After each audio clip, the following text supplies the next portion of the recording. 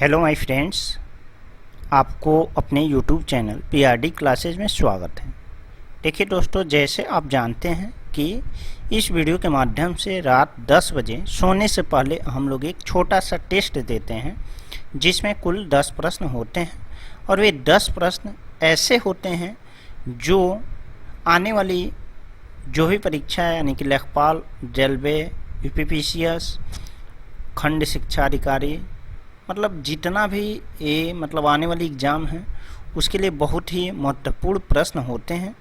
और क्योंकि ये प्रश्न सभी परीक्षाओं में पूछे गए प्रश्न होते हैं और हम लोग मिसलेनियस प्रश्न का टेस्ट नहीं देते हैं, किसी एक टॉपिक पे एक टेस्ट होता है जिसमें कुल 10 प्रश्न होते हैं। तो आइए देखते हैं कि यह टेस्ट किस टॉपिक पर। देखिए दोस्तों, यह जो टेस्ट है वो ऊर्जा पर आधारित टेस्ट है और इसमें कुल 10 प्रश्न हैं जिस पर प्रत्येक प्रश्न पर आपको 5 सेकंड का टाइम दिया जाता है। 5 सेकंड एक प्रश्न पे आपको टाइम मिलता है और आपका जितना उत्तर सही होता है उसको कमेंट करके बताना होता है। तो आइए देखते हैं पहला प्रश्न। तो देखिए दोस्तों, पहला प्रश्न है कि कार्य करने की क्षमता को क्या कहते हैं। कार्य करने की क्षमता को क्या कहते हैं, ये पहला प्रश्न। आपका समय शुरू। देखिए दोस्तों, यहाँ पे कार्य करने की क्षमता को ऊर्जा कहते हैं, यानी कि सी ऑप्शन सही है। यहाँ पे सी ऑप्शन सही है, कार्य करने की क्षमता को ऊर्जा कहते हैं। यहाँ पे क्षमता को हम सामर्थ्य भी कहते हैं और शक्ति भी कहते हैं। क्षमता, सामर्थ्य और शक्ति तीनों का मतलब एक ही होता है और अगर इन तीनों की हम बात करें तो इसका मात्रक होता है वाट या अश्वशक्ति। अश्वशक्ति इन तीनों का मात्रक होता है और कैलोरी ऊर्जा का ही मात्रक होता है। आइए अब देखते हैं दूसरा प्रश्न। देखिए दोस्तों, दूसरा प्रश्न है कि ऊर्जा किस प्रकार की राशि है, यानी कि भौतिक राशि है, आपको बताना है और आपका समय शुरू हुआ।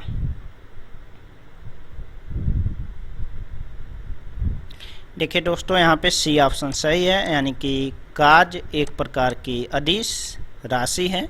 हम जानते हैं कि भौतिक राशियाँ दो प्रकार की होती हैं, एक होता है अदिश और दूसरा होता है सदिश, यानी कि जिसको दिखाने के लिए केवल परिमाण की आवश्यकता होती है उसे हम अदिश राशि कहते हैं और जिसको दिखाने के लिए परिमाण के साथ साथ दिशा की भी आवश्यकता होती है उसे हम सदिश राशि कहते हैं।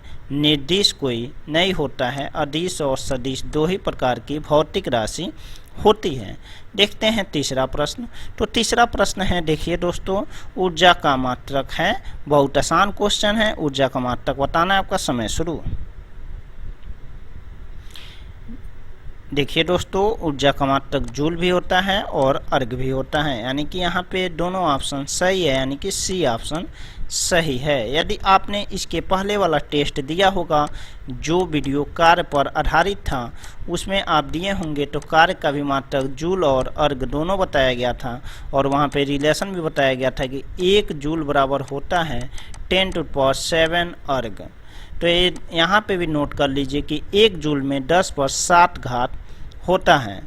अब देख लेते हैं अगला प्रश्न। तो अगला प्रश्न है कि भोजन से प्राप्त ऊर्जा को हम किस में मापते हैं।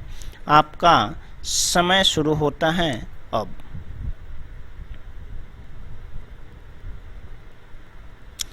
देखिए दोस्तों, जो भोजन से हम ऊर्जा प्राप्त करते हैं उसे हम कैलोरी में मापते हैं। कैलोरी में मापते हैं।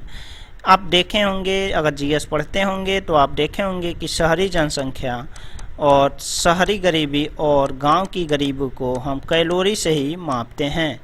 और वहाँ देखते हैं कि अगर गांव का कोई व्यक्ति है तो उसे 2500 कैलोरी एक दिन की ऊर्जा चाहिए, जबकि वही शहर का है तो 2200 से 2300 कैलोरी ऊर्जा चाहिए। तो यहाँ पे जो हम भोजन से ऊर्जा प्राप्त करते हैं वो कैलोरी में मापते हैं, जबकि जूल और अर्घ जब हम कार्य कोई करते हैं तो जो ऊर्जा उसमें लगाते हैं, उसको जूल और अर्ग में मापते हैं। देखते हैं अगला प्रश्न। तो अगला प्रश्न आपके सामने है। अगला प्रश्न है कि यदि 1 सेकेंड में राम 5 काम करता है और श्याम 1 सेकेंड में 10 काम करता है तो किसकी क्षमता अधिक है? आपका समय शुरू हुआ।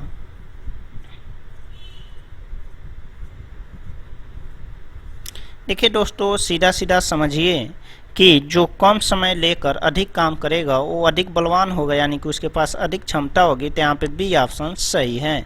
श्याम की क्षमता अधिक है, इसके पास ऊर्जा अधिक है। तो यही पूछ रहा है किसकी क्षमता अधिक है, तो श्याम की क्षमता अधिक है क्योंकि इसके पास ऊर्जा अधिक है, क्योंकि इसने 1 सेकेंड में 10 काम किया है जबकि राम 5 ही काम करता है। इसलिए श्याम के पास अधिक ऊर्जा है क्योंकि इसकी क्षमता अधिक है। देखते हैं अगला प्रश्न। तो अगला प्रश्न है कि यदि कोई वस्तु का द्रव्यमान, यदि किसी वस्तु का द्रव्यमान 5 किलोग्राम, गुरुत्वीय त्वरण 10 मीटर प्रति सेकंड स्क्वायर और 0 मीटर की ऊंचाई पर रखी हुई है तो वस्तु में भंडारित ऊर्जा कितनी होगी? यदि कोई वस्तु है जिसकी द्रव्यमान कितनी है, 5 किलोग्राम है, गुरुत्वीय त्वरण जी हम जानते हैं कि 10 मीटर पर सेकंड स्क्वायर है और वह 0 ऊंचाई पर रखी हुई है, तो वस्तु में कुल भंडारित ऊर्जा कितनी होगी? आपका समय शुरू होता है।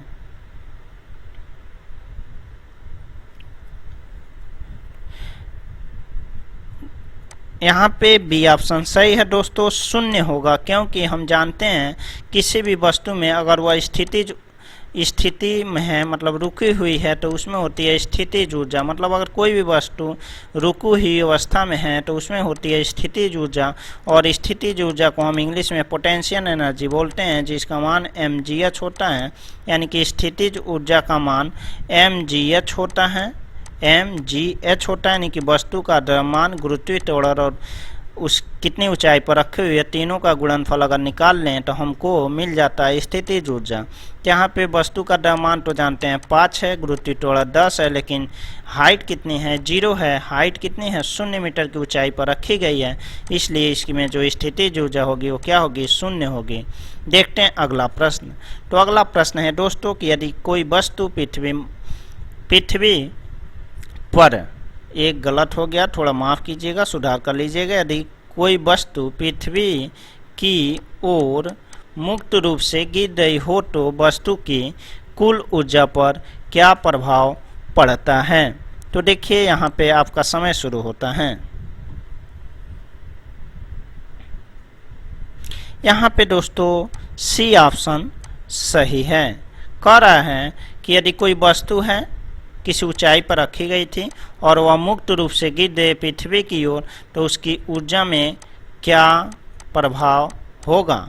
तो कोई प्रभाव नहीं पड़ेगा, क्योंकि वह मुक्त रूप से गिर रही है, न कि हवा है वहाँ पे काम कर रही है, न गुरुत्वीय त्वरण का मान अधिक कम हो रहा है, इसलिए वहाँ पे अपवर्तित रहेगी। उसमें जो भी स्थितिज ऊर्जा होगी वो अपवर्तित रहेगी, क्योंकि ऊर्जा संरक्षण के नियम से हर जगह इसका मान mgh ही होगा। अब देख लेते हैं अगला प्रश्न। तो अगला प्रश्न है कि किसी मशीन से उत्पन्न ऊर्जा को कौन सी ऊर्जा कहते हैं? आपका समय शुरू होता है 5 सेकेंड। बहुत आसान क्वेश्चन है।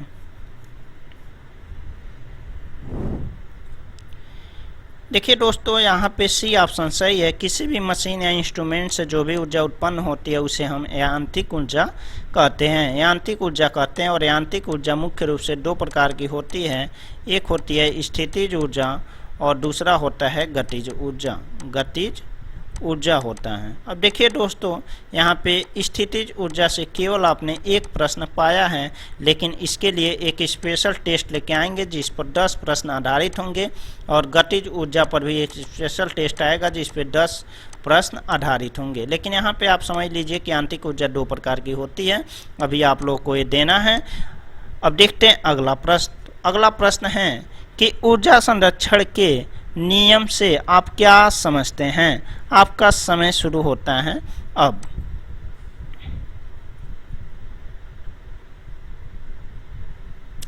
देखिए दोस्तों, ऊर्जा संरक्षण का नियम यही कहता है कि ऊर्जा न तो नष्ट की जा सकती है और न ही उत्पन्न की जा सकती है। मतलब ऊर्जा को न तो हम बना सकते हैं न तो नष्ट कर सकते हैं, बल्कि एक रूप से दूसरे रूप में बदल सकते हैं, एक रूप से दूसरे रूप में बदल सकते हैं। देखिए दोस्तों, जैसे अगर हम बात करें कि ऊर्जा, जैसे कोयला हमको प्राप्त होता है, कोयला से हम खाना बनाते हैं, फिर से वो धुआं, फिर से हम वो खाना खाते हैं, हमारे में ऊर्जा आती है, फिर से वो धुआं बन के फिर से वो चला जाता है, राख हम फिर से मिट्टी में मिल जाती है। तो इस प्रकार से ऊर्जा एक रूप से दूसरे रूप में परिवर्तित होती रहती है। इसलिए ऊर्जा संरक्षण का नियम यही कहता है कि ऊर्जा न तो नष्ट की जा सकती है न ही उत्पन्न की जा सकती है।